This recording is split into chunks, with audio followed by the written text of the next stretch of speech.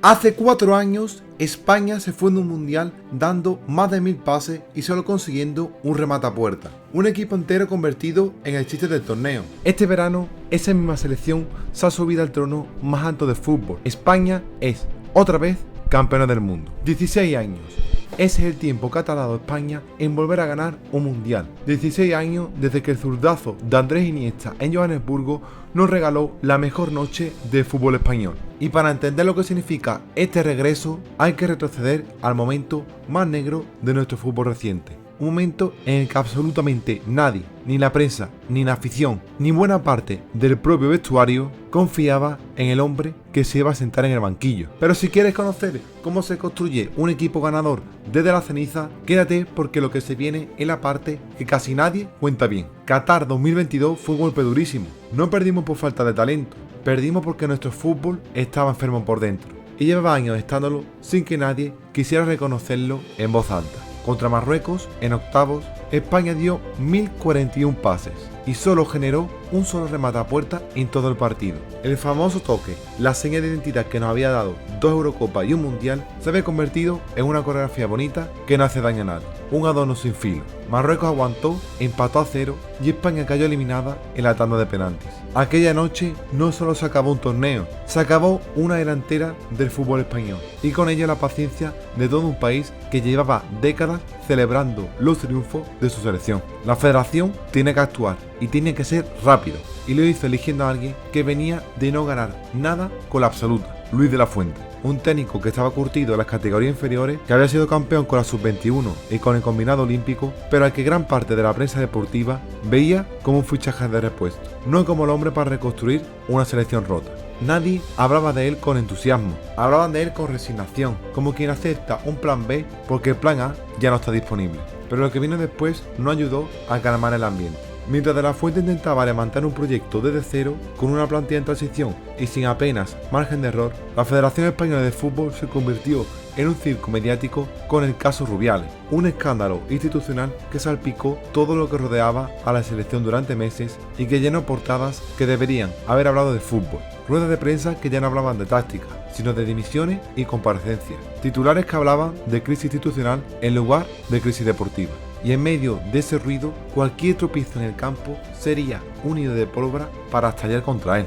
Aquel rebalón en Glasgow, una derrota que en cualquier otro contexto se habría olvidado una semana, se transformó en el argumento perfecto para pedir su cabeza en cada tertulia deportiva. Los que ya dudaban de él antes de empezar ya tenían un argumento para ponerse en contra.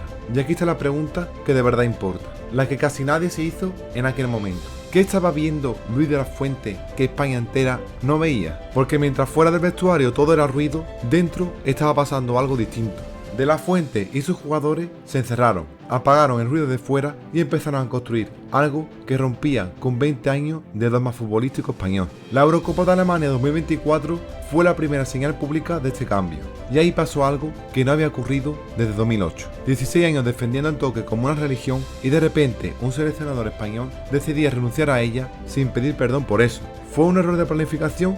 No, fue una decisión deliberada. España ya no quería aburrir con el balón, quería hacer daño con velocidad, con espacios, con jugadores capaces de ganar un partido en 3 segundos de desequilibrio. De la Fuente construyó el equipo alrededor de 2 bandas que corrían como cuchillos. Un Nico Williams desatado por la izquierda, capaz de dejar sentado a un lateral con un solo amague, y un chaval de 16 años que nadie había visto venir, Lamine Yamal, desequilibrando por la derecha como si llevara 10 años jugando torneos grandes. Un adolescente que todavía tenía que pedir permiso para poder salir de fiesta estaba decidiendo partidos en la Eurocopa. Nadie lo había planeado así de rápido, pero el técnico confió en él cuando otro seleccionador lo habría dejado madurar un par de años más en la sombra. Ese equipo, el mismo que meses antes era cuestionado hasta por sus propios aficionados, tumbó a la anfitriona Alemania en el minuto 119 con un cabezazo de Mikel Merino que todavía se recuerda en cualquier bar de este país. Remontó a Francia en semifinales, dando la vuelta a un marcador que parecía sentenciado, y se coronó campeón de Europa ante Inglaterra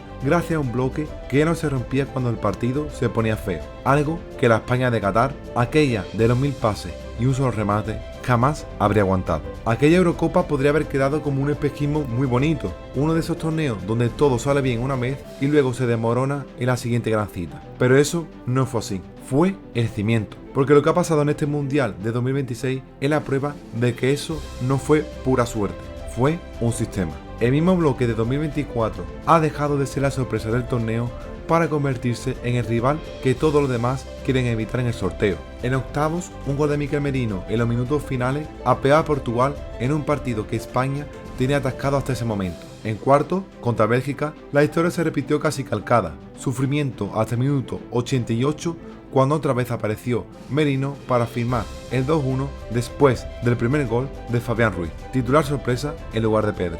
En semifinales, contra Francia, que llegaba como una de las mejores versiones del torneo, España ni siquiera tuvo que sufrir. Un penalti de Mikel Oyarzabal tras una falta sobre Lamine Yamal y un remate de Pedro Porro tras una pared con Dani Olmo bastaron para un contundente 2-0 que dejó a los franceses sin argumento. Y aquí está el dato que más dice sobre este equipo.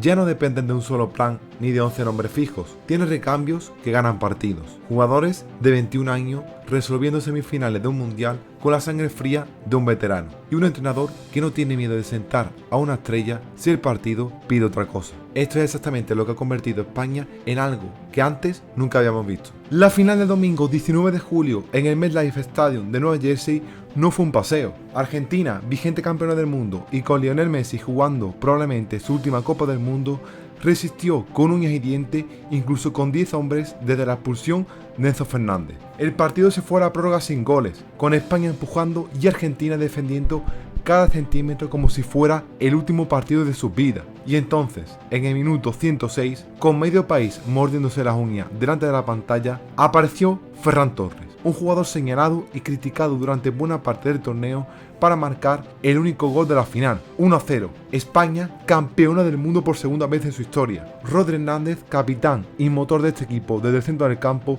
se llevó el Balón de Oro del torneo. Y este es el dato que mejor resume lo que ha sido esta selección. 7 victorias, un empate, 14 goles a favor y 1 solo en contra en todo el mundial. El mismo país que hace 4 años se marchó de Qatar convertido en la burla de todo el fútbol mundial, acaba de coser la segunda estrella en su escudo. La valentía de renunciar a lo que siempre había funcionado, la paciencia de aguantar un escándalo institucional sin desmoronarse y la confianza en jugadores de 16 años cuando medio país todavía dudaba de un entrenador de 50 es lo que ha traído a España hasta aquí. Nada de esto estaba garantizado, nada de esto fue casualidad. Un técnico al que nadie quería, un vestuario que aprendió a jugar con el ruido de fondo en lugar de callarlo, y una generación de veinteañeros que decidió no esperar su turno. Son las 3 piezas que explican por qué esta selección ya no se rompe cuando el partido se pone cuesta arriba. De la bula nacional a la élite mundial. De un vestuario señalado por la prensa a un país entero pegado a la pantalla otra vez. Este equipo ha demostrado algo que ningún resultado puede borrar, que se puede reconstruir a partir del desastre absoluto.